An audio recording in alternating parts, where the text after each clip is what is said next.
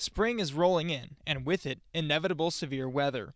Every year, the Midwest experiences numerous flash floods, tornadoes, and severe thunderstorms, often causing damage to homes and businesses, and can be potentially fatal. Riley County's Community Emergency Response Team puts together an annual severe weather conference. National Weather Severe Meteorologist Chad Omitt shared information and tips for dealing with the hazardous weather. And so every year it's a fact of life in Kansas. We're going to have severe weather. We're going to have severe storms. It's just a matter of knowing what to do to reduce your risk. And so that's what we do tonight. We talk a lot about tornadoes and we talk about lightning and flooding and ways to reduce your risk from those hazards.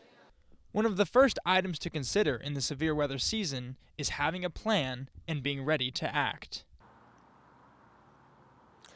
An important first step in preparing to leave during severe weather is knowing which routes to take. Certain roads tend to flood, so it's good to look on your city's flood map and detect which areas are prone to heavier rainwaters.